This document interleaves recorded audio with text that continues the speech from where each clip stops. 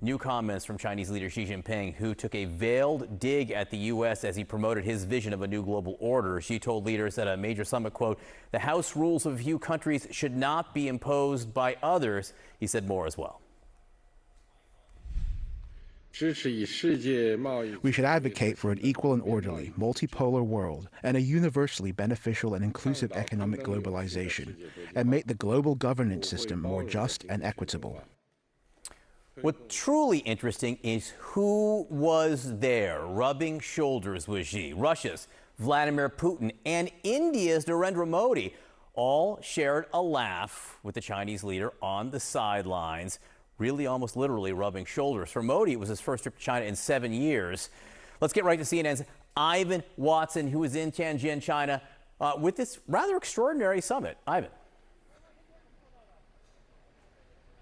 That's right, and it's wrapping up now. The leaders of countries from across the Middle East and Asia have been gathering in this huge building here, where they boast that they represent nearly 50% of the world's population, starting to see their motorcades leave now, John. And I think the enduring image is of those leaders of three of the world's largest countries, Russia, China, and India, looking pretty cordial and happy together, and all agreeing that this is a time of global uncertainty, and they're all calling for some kind of newer, fairer system of government. A lot of digs taken at what they describe as a world order that's been dominated too much, they argue, by the U.S. since the collapse of the Soviet Union. Chinese leader Xi Jinping complaining about bullying. The Russian President Vladimir Putin saying that this kind of Atlantic Eurocentric world order, these institutions are outdated. Of course, he's complaining at the same time as his military is nightly bombing cities in Ukraine in a war that he only described here as a crisis.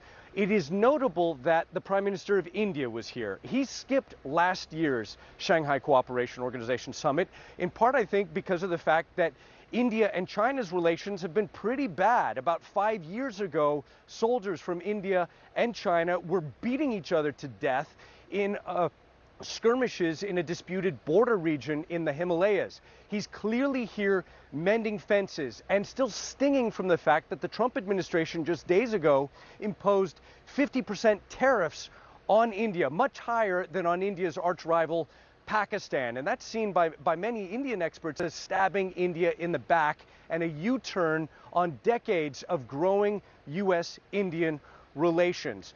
Watch this place closely, because in a couple days' time, China will go from flexing its diplomatic muscles to flexing military muscles with a huge parade, military parade in Beijing. It will be attended by none other than Vladimir Putin and also the leaders of North Korea and Iran. John. Yeah, high symbolism there. Ivan Watson, great to have you. Thank you very much. Bianna?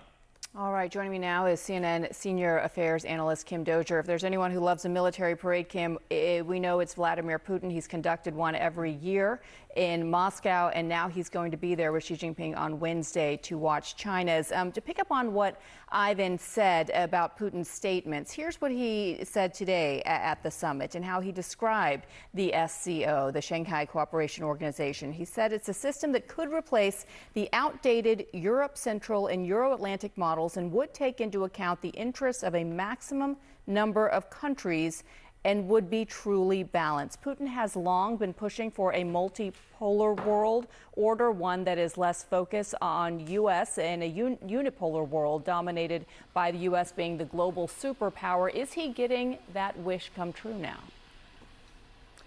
Well, what we're seeing is this formation of this Eurasian bloc that is strengthening its ties economically, militarily, diplomatically, and China is in the lead. You know, China wants to conquer the world through trade, through markets, vice through force, and replace the U.S. as the leading global power.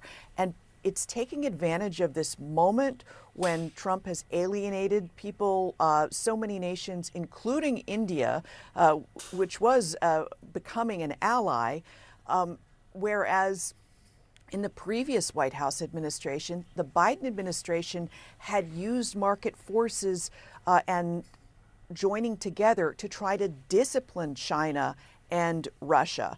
In this case, however, we see that sort of method being thrown out the window, and now these tariffs producing a fusion of nations that haven't always had the West's best interest at heart, especially as we see with the war of aggression in Ukraine.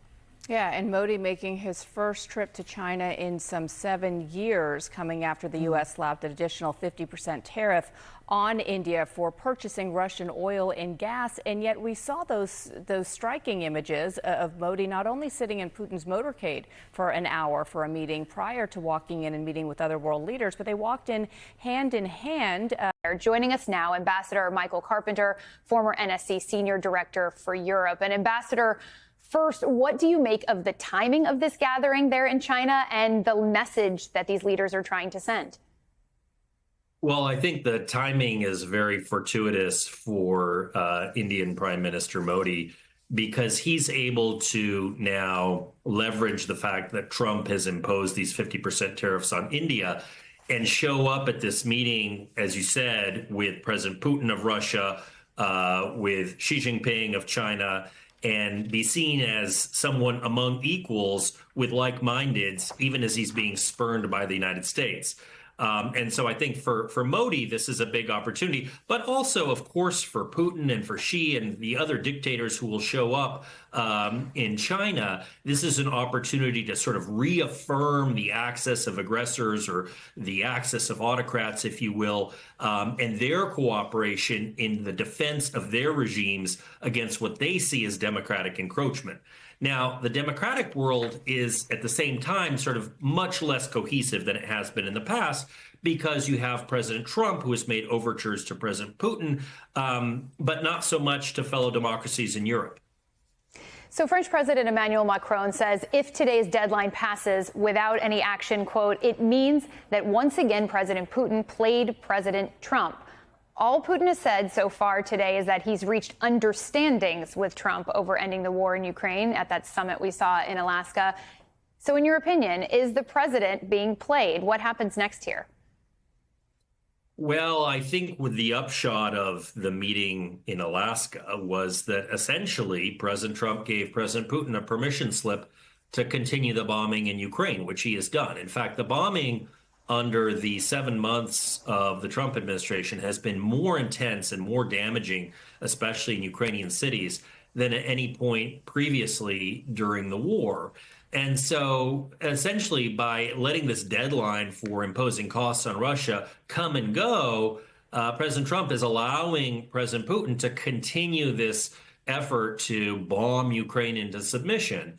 And it doesn't appear that that is going to change anytime soon. And so no matter what happens with subsequent meetings and potentially a trilateral summit with the U.S., Ukraine, and Russia, it's unlikely that Putin is going to give up on his demands that he continue to subjugate Ukraine.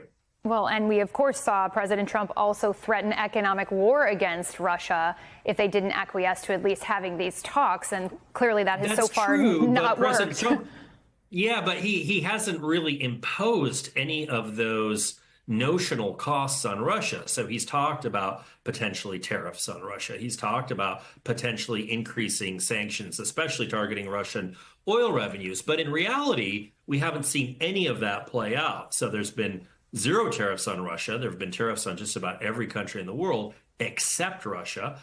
We haven't seen additional sanctions. We haven't seen additional cost imposition measures. And so Putin must be smiling in the Kremlin and thinking to himself, this is great. I just get to continue what I've been doing all along with absolutely zero repercussions.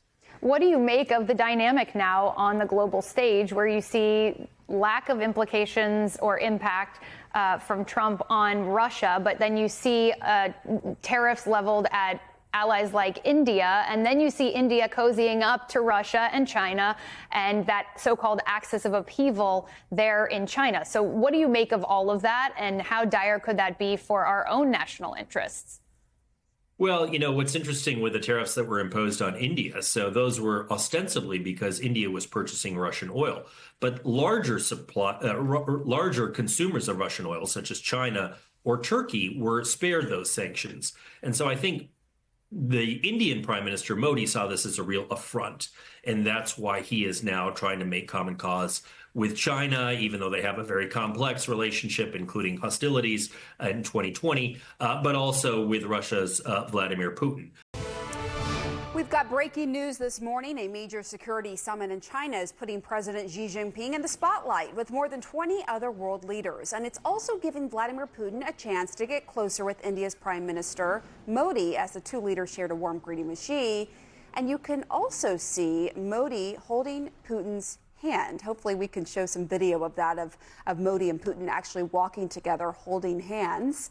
CNN senior international correspondent Ivan Watson explains how the Chinese leader is using this meeting to outline his vision for a reshaped global order, with Beijing leading the way. Pamela, I think the enduring image of this regional summit will be the leaders of three of the world's largest countries, that's Russia, China, and India, cordially rubbing shoulders, looking very happy together, and complaining that the world has gotten more uncertain and chaotic than ever. This has been a forum for Russia and China, two close partners, to complain about the U.S. dominating international relations too much in their eyes since the end of the Cold War, and calling for the creation of a new, as they would put it, more fair system of governance. Donald has failed on this regard. And look, you don't have to take a particular position, because I'm going to be real. The United States, people got to understand this, that even before Trump, they are not necessarily the good guys. It doesn't make Russia or China the good guys necessarily either. But this is not a channel where we unreservedly cheer on U.S. foreign policy, because it's often incredibly fascistic, even pre-Trump. Just listen to any democratically elected government in Latin America, and you'll see that the United States foreign policy is not actually committed to democracy and freedom. It's committed to the uphold of American capitalistic imperialism. Nonetheless, from a purely strategic standpoint, Trump has failed where previous Democratic and Republican presidents have succeeded at upholding American capitalism's dominance around the world. Now, I don't support that capitalistic dominance. I'm a socialist. But I can observe this neutrally and say, all Trump has done is unite countries that don't even friggin' like each other. There's been historic animosity between China and India and Russia.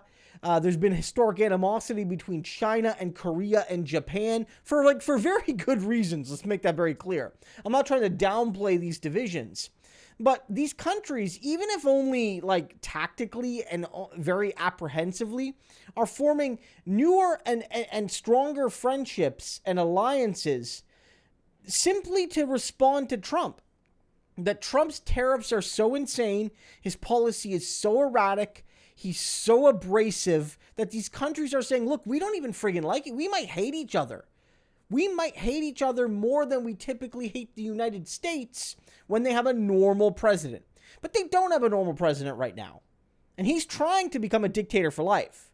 So we don't even know. They have to think, there's a chance, I don't think it's a big one, but there's a chance that this guy tries to stick around until the day he dies. That could be past 2028. So we have to start planning our economics and our security and all of that, and our trade policy around responding to Trump. And so what has Trump done? He's hurt American business. He's hurt American workers. And he's united America's adversaries into alliances, including those people's own adversaries. Again, we talked about this earlier. China, Korea, and Japan are making deals. Do you know how shocking it is that Trump has united those three enemies?